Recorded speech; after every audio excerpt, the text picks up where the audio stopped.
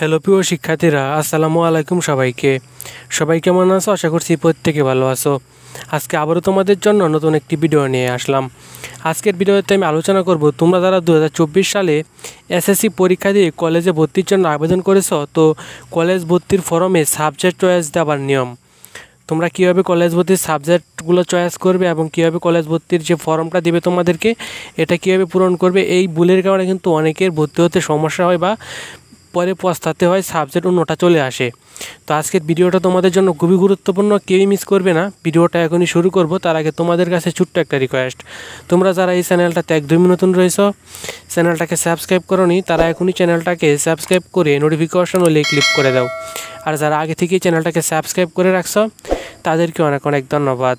তো চলো আজকের ভিডিওর মূল আলোচনায় যাওয়া যাক। তোমাদের কলেজ ভর্তির যে ফর্ম দিবে সেটা কিন্তু আর বেশি দেরি নেই, এর কয়েকদিন পরে কিন্তু তোমাদের ভর্তিটা চলে আসবে। এখন স্ক্রিনের মধ্যে যে ফর্মটা দেখতে পারতেছো তোমাদেরকে ঠিক এরকম একটি ফর্ম দেওয়া হবে। তো এই ফর্ম দেখে আসলে যে বিষয়টা সেটা হলো যে প্রথমে যেগুলো রয়েছে, যেমন পূর্ণ নাম বাংলা ইংরেজি, এখানে তোমার নাম, ঠিকানা, তারপরে বার্ষিক আয় এগুলো দিতে হবে। এগুলো তেমন কোনো ঝামেলা নেই, এগুলো নিয়ে আমি ভিডিও তৈরি করব পরে। মেইন বিষয়টা হলো এগুলো একদম সহজ, তোমরা ঠিকানা, নাম এগুলো দিতে পারবা।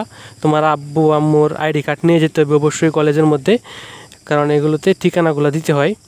তো মেইন বিষয় হলো সাবজেক্টগুলো চয়েস করা। সাবজেক্ট চয়েসের জন্য তোমরা দেখতে পাচ্ছো এরকম নিচে দেওয়া থাকবে। তো এখানে আবশ্যিক বিষয় হলো 3টা, বাংলা, ইংরেজি, তথ্য যোগাযোগ প্রযুক্তি। এই বাংলা, ইংরেজি, তথ্য যোগাযোগ প্রযুক্তি এই 3টা সাবজেক্ট সকল বিভাগেরই, সায়েন্স, কমার্স, আর্টস, এগুলো বাধ্যতামূলক, এগুলো চয়েস করতে হবে না, এগুলো অবশ্যই থাকবে, এগুলো আবশ্যিক হিসেবে। তারপরে নির্বাচনিক বিষয় হিসেবে তোমাদের সাবজেক্ট থাকবে, অনেকগুলো সাবজেক্ট থাকবে, প্রায় 6-7টার মতো। এখান থেকে তোমাদেরকে কিন্তু 3টা সাবজেক্ট চয়েস করতে হবে। 3টা সাবজেক্ট নির্বাচনিক বিষয়ে 3টা সাবজেক্ট চয়েস করতে হবে। তুমি যে কোনো সাবজেক্ট চয়েস করতে পারো। তোমরা তো ইতিমধ্যে জানোই যে কলেজের মধ্যে সায়েন্স, কমার্স, আর্টস এগুলোতে কী কী সাবজেক্ট আছে। তো এখান থেকে তোমরা যে কোনো 3টা সাবজেক্ট কিন্তু তোমরা চয়েস করতে পারবে। তারপরে চতুর্থ বিষয় তোমরা অর্থনীতি অথবা কৃষিশিক্ষা বা অন্য একটা সাবজেক্ট এগুলো তোমরা নিতে পারো।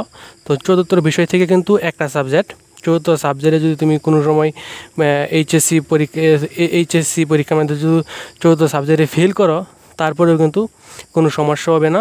চতুর্থ সাবজেক্টে A+ পেলে 3 পয়েন্ট যোগ করা হয় মূল রেজাল্টের সাথে।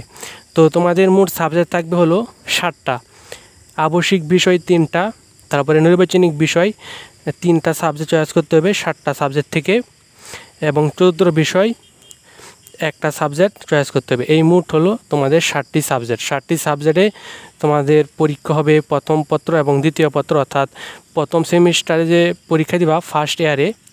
তো ফার্স্ট ইয়ারে তোমরা 7টা সাবজেক্টের প্রথম ফার্স্ট পেপার পরীক্ষা দিবা, এবং দ্বিতীয় অর্থাৎ সেকেন্ড সেমিস্টারে কিন্তু তোমাদের মোট প্রথম পত্র এবং দ্বিতীয় পত্রের ভাবে 14টা সাবজেক্ট হবে। 14টা সাবজেক্টে কিন্তু পরীক্ষা দিতে হবে। এখানে কিন্তু আরেকটা বিষয় আমি বলতে ভুলে গেছি যে তোমাদের তথ্য যোগাযোগ প্রযুক্তি পরীক্ষার কিন্তু প্রথম পত্র এবং দ্বিতীয় পত্র নেই, এটা শুধুমাত্র প্রথম পত্রই থাকবে। তো এই ছিল আজকের ভিডিও। আজকের এই ভিডিওটি যদি ভালো লাগে তাহলে অবশ্যই একটি লাইক দিয়ে দিও। চ্যানেলে নতুন হয়ে থাকলে অবশ্যই চ্যানেলটাকে সাবস্ক্রাইব করে রাখো। ধন্যবাদ সবাইকে।